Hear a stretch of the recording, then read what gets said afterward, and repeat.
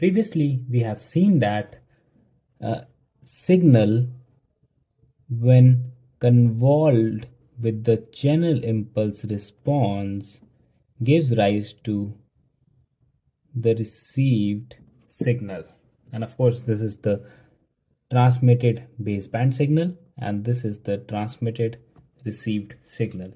And this channel impulse response, it captures the effects of the channel, and this CIR is represented by h t comma tau, which is equal to summation n is equal to 1 to n h t comma tau n into delta of tau minus tau n. And we said that a signal generated at time ahead is scaled by h and are added together. So it can be seen from this figure.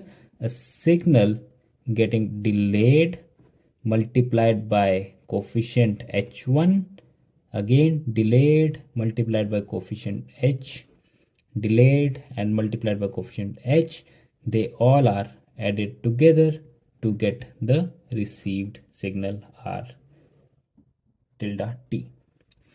And effectively it means that the received signal has multipath and all are added together, and we call it as multipath interference. Now let us consider a scenario if the delays are all negligible compared to the symbol duration. So what we mean by this is, let's say we have a signal that arrives from the first path, and then we have a signal with a very negligible delay that arrives from the second path, and we have a signal that is coming from the third path.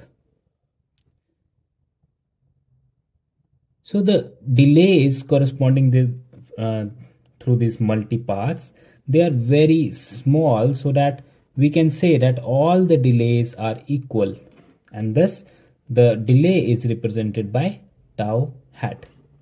Now this can be interpreted as, if we consider a sphere and we consider two focal points, and all the reflectors and scatters are placed in such a fashion that the path length from the transmitter to receiver are same. So all these path lengths, they are same.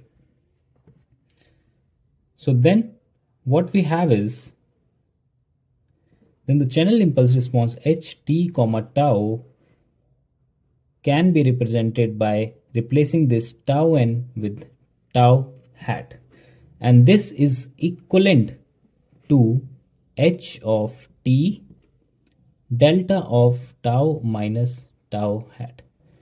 Now I have added this all the additions of h and t to ht. This is because, for example, if we see this CIR, if these delays are all negligible, then if this is h1t, this is h2t, this is h3t, h4t, h5t, and they are at a same location at a single time.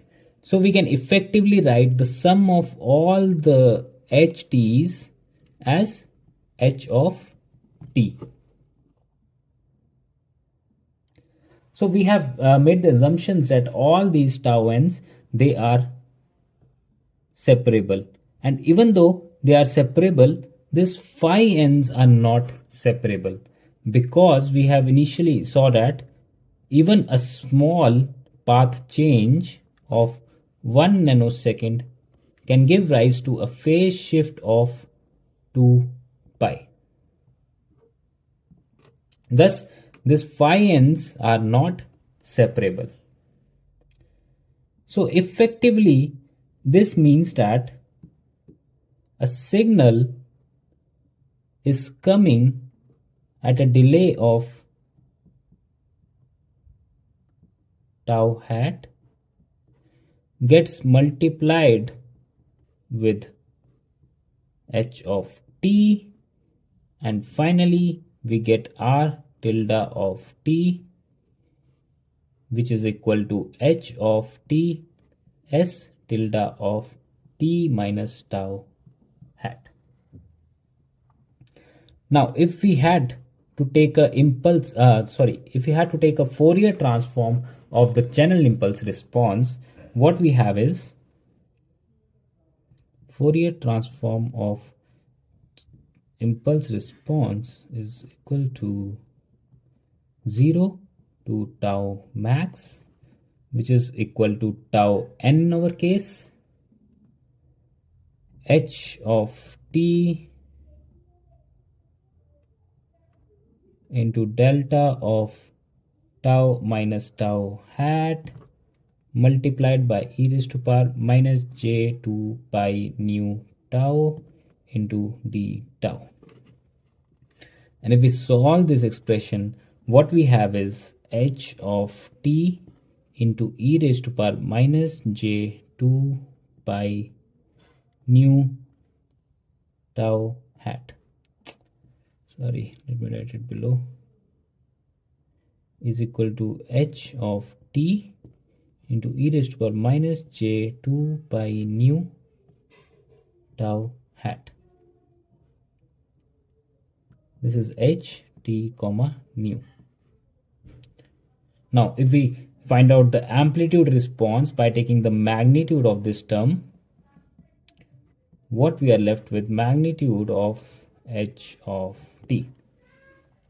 Now, it is interesting to note that the magnitude of or the amplitude response of this ht comma nu is independent on nu, though it is varied with time, but it is independent of nu.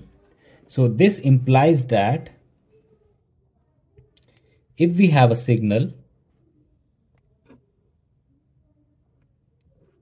that is varied across time domain, let's say this is the time axis and this is the magnitude, or we can say amplitude, and let's say this is the frequency axis nu. So across the time domain it is varying, however across the frequency domain it is constant, because this amplitude is independent of frequency. So this implies across this set of nu, the amplitude will remain constant, though this amplitude will vary with time, but across the set of frequencies nu it will remain constant. So as a result, we call it as frequency flat fading. Why it is flat? Because by taking the Fourier transform of the CIR, we came to a situation where this amplitude is independent on the frequency. As a result, we have a flat amplitude response over the frequency axis, although it varies with the time domain.